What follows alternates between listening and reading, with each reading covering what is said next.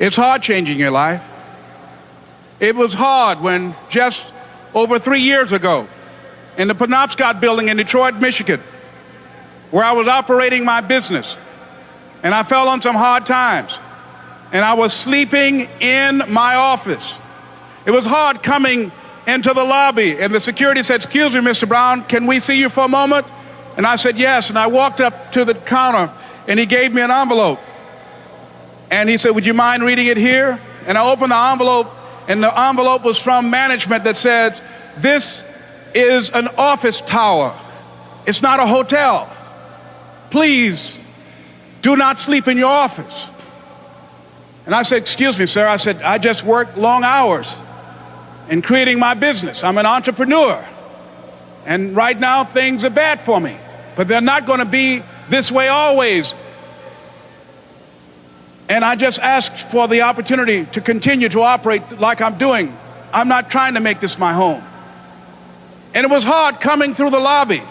And sometimes they would laugh. There's a guy talking about becoming successful. And look at him. He's bathing in the bathroom upstairs on the 21st floor. He sleeps on the floor. Him and 2 other dreamers up there. Look at him. It was hard, ladies and gentlemen, coming to speak to people. And I was facing financial difficulties in my own life.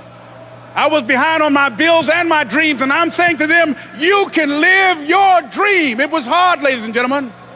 It was very difficult to pick myself up each day believing that I could do it. There were times that I doubted myself.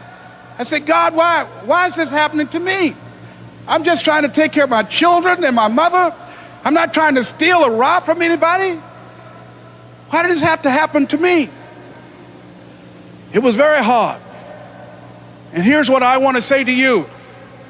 For those of you that have experienced some hardships, don't give up on your dream. No one could have convinced me by holding on, by continuing to push forward, by continuing to run toward my dream, that one day I would have my own talk show. It's a long shot, ladies and gentlemen, from Liberty City, an abandoned building on a floor, never knowing my mother or father. It's a long shot. Being here with you today in this dome in Atlanta, it's a long shot. No college training, labeled educable, mentally retarded, but I kept running toward my dream.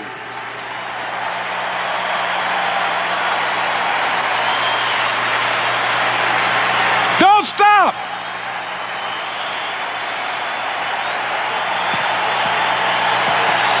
Don't stop.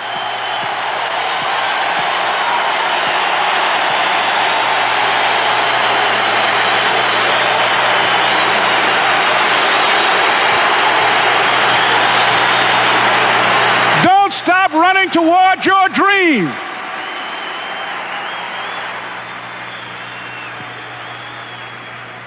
It's very important as you hold on to that dream. There are moments when you're going to doubt yourself. There are rough times are going to come, but they have not come to stay. They have come to pass.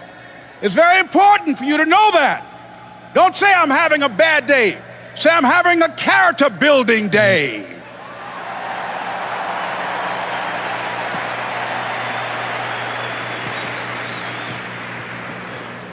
It's very important for you to believe that you are the one to make this happen. I remember this high school teacher, Mr. Leroy Washington, at the end of school one June, it was just a few days before we were supposed to leave, and I just got my report card, and it indicated that I'd failed history, and I'd failed English, and I would have to go to summer school. And I was feeling within myself that I was a failure, that I'm slower than most people in getting paperwork, and I was feeling down on myself and very negative. And Mr. Washington was giving a speech to the graduating seniors, and I was in 11th grade. And even though I wasn't supposed to be in there, I went in there because the speech he was giving, that speech was for me. And as he talked, my heart began to beat fast. Tears began to run down my eyes, and I was in the back just listening to him, because he said, And he was a very dramatic man. I still talk to him to this day. He said, as graduating seniors of Booker T. Washington High School, I want you to know that you're blessed and highly favored, and that as you go toward the future, begin to know that you have greatness within you. And if just one of you here begin to envision yourselves as being blessed and highly favored to reach your goals, if just one of you capture the essence of what that means, that you have greatness within you and a responsibility to manifest that greatness, that you can make your parents proud, you can make your school proud, you can touch millions of people's lives, and the world will never be the same again because you came this way. And the students gave him a rousing standing ovation. And as he left the auditorium, I ran down the steps and I caught him in the parking lot. I said, Mr. Washington? He said, yes. I said, do you remember me, sir? He said, no. I said, my name is Leslie Brown. My mother, she works in the cafeteria here. I'm one of the twins, Leslie and Wesley. I said, Mr. Washington, but you know, I got these big dreams. I like talking to people. I love people. I said, I want to work with people, and I got this dream of buying my mama a home. Could I do that, Mr. Washington? He said, it's possible, Mr. Brown. And as he walked away, I called him again. I said, Mr. Washington? He said, what do you want now? I said, I'm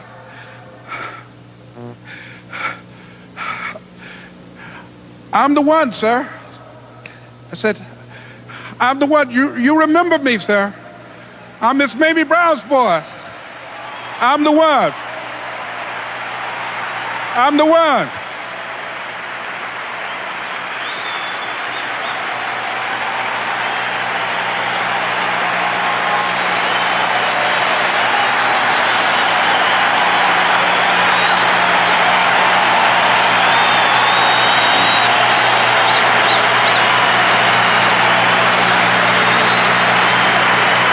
And you must feel that's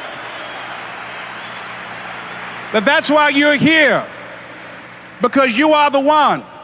And I remember when PBS first played one of my specials called You Deserve, one Sunday afternoon in Miami, Florida. I had some friends call him to tell him to tune in. And he watched the program. He called me in Detroit, and I answered the phone. I said, hello. He said, may I speak to Les Brown, please? I said, who's calling? He said, you know who this is.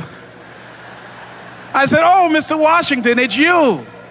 He said, you were the one, weren't you? I said, yes, sir. He said, and you were so crazy. I said, I know, but I'm rich now.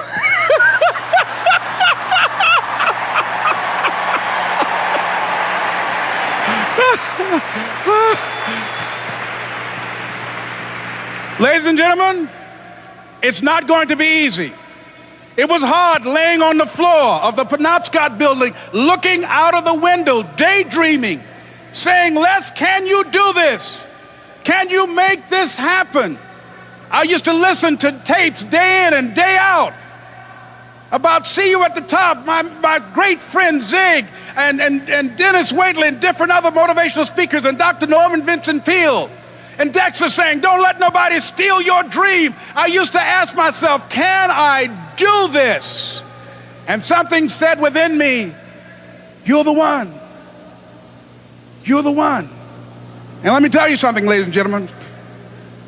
While you're here, and before you go back home to your respective cities and communities, write down at least 5 reasons on why you deserve your dream, on why you won't give up, what's going to make you unstoppable, why you must be unreasonable, because logical, practical thinking says you can't do it today.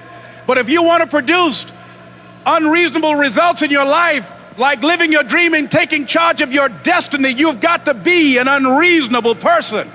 You've got to be an uncommon person. So write down the reasons of why you're here. My first major goal was to buy my mother a home. And let me tell you something, ladies and gentlemen. What will reasons do, Les? Nietzsche said, if you know the why for doing, you can endure almost anyhow. What do you mean by that?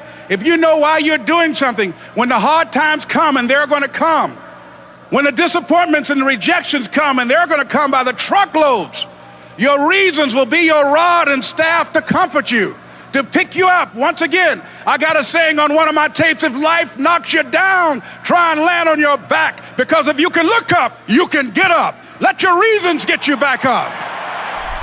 If you want to see an interview with a young Bill Gates, check out the video right there next to me. I think you're going to enjoy it.